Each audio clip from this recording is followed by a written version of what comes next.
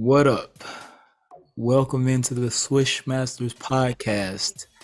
I am your co-host, Zay, the executive producer, and it is in my deepest sorrows that I announced that the Denver Nuggets, man, are the 2023 NBA champions. Yeah. Nothing else to say? That's it? I mean, there's not much to say, but I have to give them credit. This was a very well put together team, very efficient squad with a very much talented group of players, and they simply brought the competitiveness and the talent and just the energy, and they were able to capitalize that and got their first championship. So I have to give them credit. Shout out to Mike Malone, Nikola Jokic, Jamal Murray, Bruce Brown, Michael Porter Jr. had a good game tonight. Aaron Gordon, KCP, solid guys, man. Very, very solid playoffs year for them, and congrats to them. All right, y'all. My co-host is a little if you didn't know already, he's a Heat fan. So the energy is a little bit down. That's why.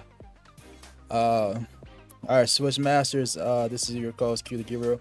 I actually predicted Nuggets in 5. Sorry, I have my phone up because I'm trying to listen to the award ceremony. Trying to see who they'll announce. I'm pretty sure it'll be Nikola Jokic who wins this award.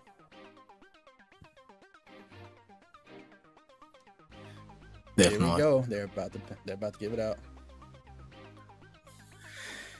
Yeah. All right. It's basically confirmed now. Yeah. Nikola Jokic is now the winner. He's a 2-time MVP and also a Finals MVP. Shout out to Nikola Jokic. We had an argument about if he was the best player earlier during this series. I think it's about time I had that conversation again. But just let me shout out the Denver Nuggets, man. I predicted Nuggets in 5. We really do need to break down this game though, because this game was a grind. It was a slugfest. Both teams were not shooting well at all, and I was kind of disappointed in the Miami Heat. The Miami Heat in the first half was a different team than the Miami Heat we saw in the second half. And that was mainly the difference. Jimmy Butler tried to pull off some magic in the fourth quarter. And he also made a really bad mistake in the fourth quarter. We'll talk about that too and a lot more. Thank y'all for tuning in with us. My immediate reaction to this is that I'm not really surprised, but the Heat had a chance again. They had a chance again tonight. First of all, with the calls, I know a lot of people on social media saying the NBA script is trying to be in the favor of the Heat, and some people claiming for cheating, but it just, you gotta see how the game is played. These refs let it be physical. I was worried about the Nuggets mindset a little bit in the first half. I thought they were doing a little bit too much complaining, while the Heat showed more poise, and the Heat were playing with more intensity. And it showed up. It was working out for them. And they kind of lost that in the second half. I mean, totally different Heat team. What they were running. They stopped trying to get inside. They started selling a lot more for the outside shot. And you let Denver hang around. Even when Jokic was in a little bit of foul trouble in the first half. It wasn't as much as game 4, but still. The Nuggets went without Jokic for a considerable amount of time. Considerable. Anyway, and I was surprised we didn't see Tyler Hero. I would love to get your reaction about that. I was figuring like, okay, Spoelstra may play Hero, find out a couple minutes in the second, see how Tyler feels, and then maybe if he's playing well, go ahead and give him more minutes in the second half. But we didn't see that.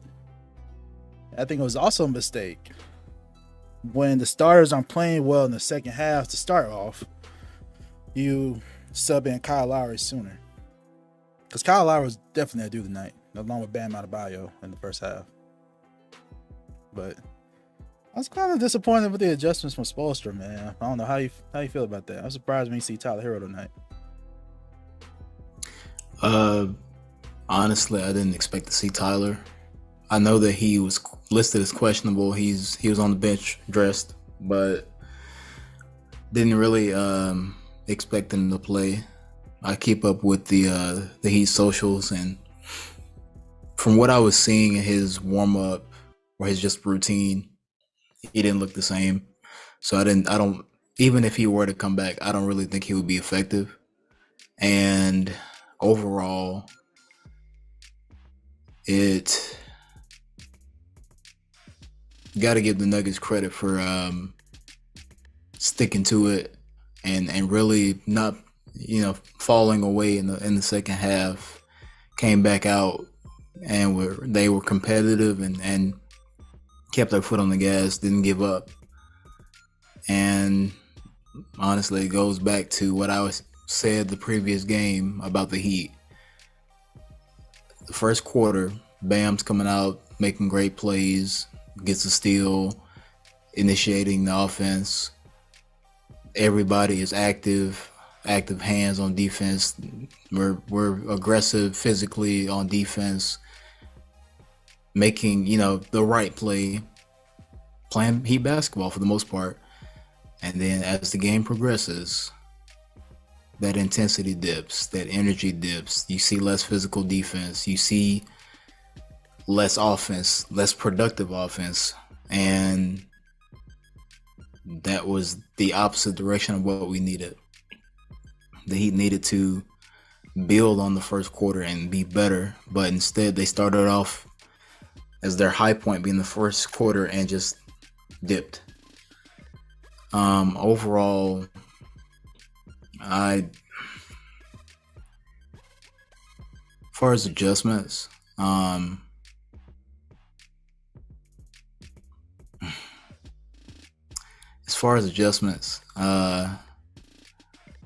I feel like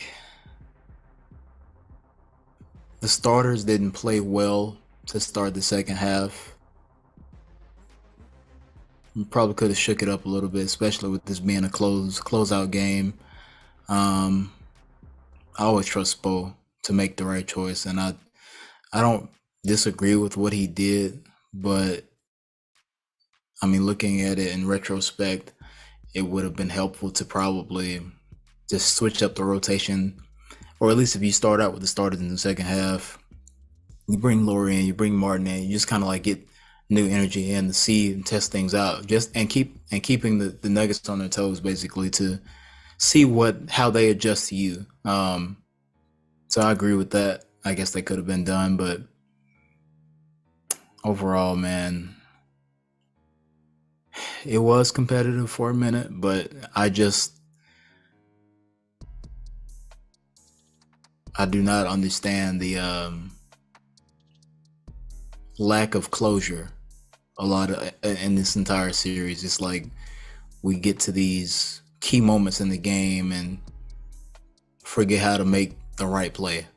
And tonight, I'm not gonna blame anybody in particular, because as a team, we have to play team defense as a team, because the Heat are a small ball lineup with Bam 6'10" on a good day, and the rest of our guys like Jimmy 6'7", Vincent 6'2", 6'3", whatever. Max Strus like 6'5". Like, we don't have a lineup like Denver with Jokic 7 foot, Aaron Gordon 6'10", Michael Porter 6'10", KCP 6'5", 6'6", Murray 6'4", the point guard. So our zone just kind of fell apart.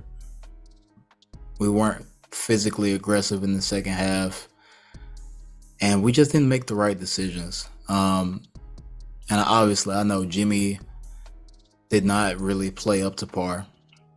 He made his he finally like checked into the game in like the last few minutes of the game, and then yeah, we all saw the game. But if you didn't see the game, Jimmy made some questionable decisions down the line, and didn't turn out well for the Heat. Yeah, the first one was a turnover, right? Yeah, the turnover. I don't blame that fully on Jimmy. Nobody was really coming to the ball. Yeah, like he was in a bad situation. I was surprised. It was like nobody wanted it. I'm like, y'all, this is like a couple seconds left here. Where's the urgency right here? And no one came to the ball, and they just lackadaisical right there.